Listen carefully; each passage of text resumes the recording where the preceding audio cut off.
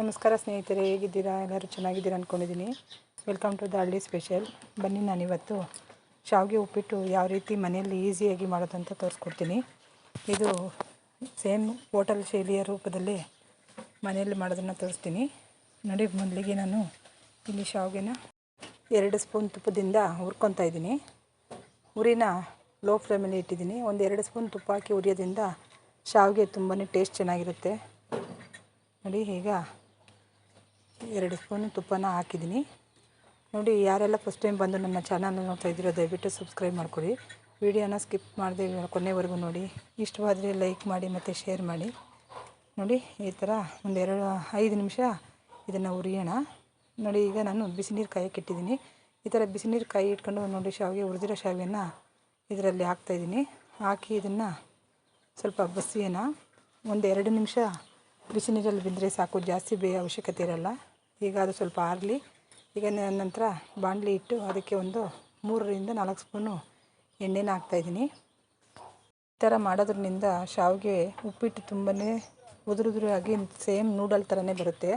ತಿನ್ನೋಕ್ಕೆ ಟೇಸ್ಟ್ ಅಷ್ಟು ತುಂಬ ಚೆನ್ನಾಗಿರುತ್ತೆ. ಈಗ 1 ಸ್ಪೂನ್ ಆಗೋಷ್ಟು ಸಾಸಿವೆನ ಹಾಕಿದ್ದೀನಿ.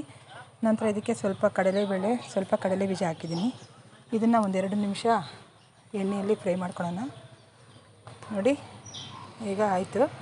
ಈಗ ಇದಕ್ಕೆ ನಾನು 1 ಬೌಲ್ ಆಗೋಷ್ಟು ಈರುಳ್ಳಿನ ಸಣ್ಣದಾಗಿ ಕಟ್ ಮಾಡಿ ಹಾಕಿ ಸ್ವಲ್ಪ ಒಂದು 2 ನಿಮಿಷ ಎಣ್ಣೆಯಲ್ಲಿ ಇದನ್ನು ಫ್ರೈ ಮಾಡ್ಕೊಳ್ಳೋಣ ನೋಡಿ. ಯಾವಾಗಲೂ ಅಷ್ಟೇ ಈ ಥರ ಒಂದು ಸರಿ ಟ್ರೈ ಮಾಡಿ ನೋಡಿ, ತುಂಬಾ ಚೆನ್ನಾಗಿರುತ್ತೆ ನೋಡಿ. ಈಗ ಇದಕ್ಕೆ ನಾನು ಒಂದು 4ರಿಂದ 5 ಕರಿಬೇವಿನ ಎಲೆಗಳನ್ನು ಹಾಕ್ತಾಯಿದ್ದೀನಿ. ಈಗ ಒಂದು 3ರಿಂದ 4 ಹಸಿಮೆಣ್ಸಿನ್ಕಾಯಿ ಹಾಕ್ತಾಯಿದ್ದೀನಿ. ಇದು ಖಾರ ತುಂಬ ಇರೋದ್ರಿಂದ ನಾನು ಕಡಿಮೆ ಮೆಣಸಿನ್ಕಾಯಿ ತೊಗೊಂಡಿದ್ದೀನಿ. ಮನೆ ಕ್ವಾಂಟಿಟಿ ನೋಡ್ಕೊಂಡು ತಗೊಳ್ಳಿ. ಈಗ ಇದನ್ನು ಸ್ವಲ್ಪ ಕೈ ಆಡಿಸೋಣ. ಈಗ ಇದಕ್ಕೆ ಒಂದು 3/4 ಸ್ಪೂನ್ ಆಗೋಷ್ಟು ಉಪ್ಪನ್ನು ಸೇರಿಸ್ತಾಯಿದ್ದೀನಿ. ನಾನಿಲ್ಲಿ 1 ಬೌಲ್ ಆಗೋಷ್ಟು ಶಾವಿಗೆನ ತೊಗೊಂಡಿರೋದು, ಆದ್ದರಿಂದ 3/4 ಸ್ಪೂನು ಉಪ್ಪು ಹಾಕಿದ್ರೆ ಸಾಕಾಗುತ್ತೆ ನೋಡಿ. ಈಗ ಇದನ್ನು ಸ್ವಲ್ಪ ಸಣ್ಣ ಉರಿಯಲ್ಲಿ ಒಂದು 2ರಿಂದ 3 ನಿಮಿಷ ಇದು ಮಾಡೋಣ. ಈಗ ಒಂದು ಅರ್ಧ ಕ್ಯಾಪ್ಸಿಕಮ್ನ ಸಣ್ಣದಾಗಿ ಹಚ್ಚಿ ಹಾಕಿದ್ದೀನಿ. ಇದನ್ನು ಈಗ ಒಂದು 2 ನಿಮಿಷ ಈ ಥರ ಫ್ರೈ ಮಾಡ್ಕೊಳ್ಳೋಣ ನೋಡಿ. ಈ ಥರ ಮಕ್ಳಿಗೆ ಮಾಡಿಕೊಟ್ರೆ ಒಂದು ಬಾಕ್ಸ್ಗೆಲ್ಲ, ಲಂಚ್ ಬಾಕ್ಸ್ಗೆ ಮತ್ತು ಸ್ನ್ಯಾಕ್ಸ್ ಥರನೂ ತಿಂತಾರೆ ಇದನ್ನು, ಅಷ್ಟು ಚೆನ್ನಾಗಿರುತ್ತೆ.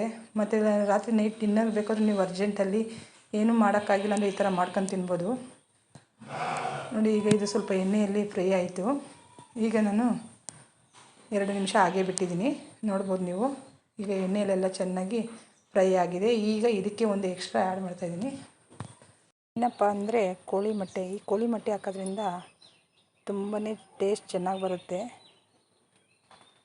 ಶಾವಿಗೆ ಉಪ್ಪಿಟ್ಟು ಥರನೇ ಇರಲ್ಲ, ತುಂಬಾ ಟೇಸ್ಟ್ ಇರುತ್ತೆ ನೋಡಿ. ಇದನ್ನು ಒಂದು 2 ನಿಮಿಷ ಈ ಥರ ಎಣ್ಣೆಯಲ್ಲಿ ಫ್ರೈ ಮಾಡ್ಕೊಳ್ಳೋಣ. ಈಗ ಗೊಜ್ಜು ಪರ್ಫೆಕ್ಟಾಗಿ ರೆಡಿಯಾಗಿದೆ. ಸ್ಮೆಲ್ಲು ಗಮ್ ಅಂತ ಬರ್ತಾಯಿದೆ, ತುಂಬಾ ಟೇಸ್ಟಿಯಾಗಿ ಇರುತ್ತೆ ನೋಡಿ. ಈಗ ನಾನು ಇದಕ್ಕೆ ಬೇಯಿಸಿ ನೀರು ಬಸಿದು ಆರಿಟ್ಟಿದ್ದಂಥ ಶಾವಿಗೆನ ಹಾಕಿದ್ದೀನಿ ನೋಡಿ. ಈ ಥರ ಹಾಕಿ ಮಿಕ್ಸ್ ಮಾಡೋದ್ರಿಂದ ಉದುರುದುರಾಗಿ ಇದೇ ಥರ ಸೇಮ್ ಆಗೇ ಇರುತ್ತೆ. ತಿನ್ನೋಕ್ಕೂ ಅಷ್ಟೇ ತುಂಬ ನೂಡಲ್ ಥರನೇ ಇರುತ್ತೆ. ಇದಕ್ಕೆ ಸ್ವಲ್ಪ ಕೊತ್ತಂಬರಿ ಸೊಪ್ಪನ್ನು ಹಾಕಿದ್ದೀನಿ. ಹಾಕಿ ಚೆನ್ನಾಗಿ ಮಿಕ್ಸ್ ಮಾಡೋಣ ನೋಡಿ. ಯಾವ ಥರ ಕಾಣ್ತಿದೆ ಅಂತ, ಹೇಗಿತ್ತು ಅಂತ ಕಮೆಂಟ್ ಮಾಡಿ ತಿಳಿಸಿ. ವಿಡಿಯೋನ ಇಷ್ಟೊತ್ತು ನನ್ನ ವಿಡಿಯೋನ ನೋಡಿದ್ದಕ್ಕೆ ನಿಮಗೆ ತುಂಬ ಹೃದಯದ ಧನ್ಯವಾದಗಳು. Thank you so much.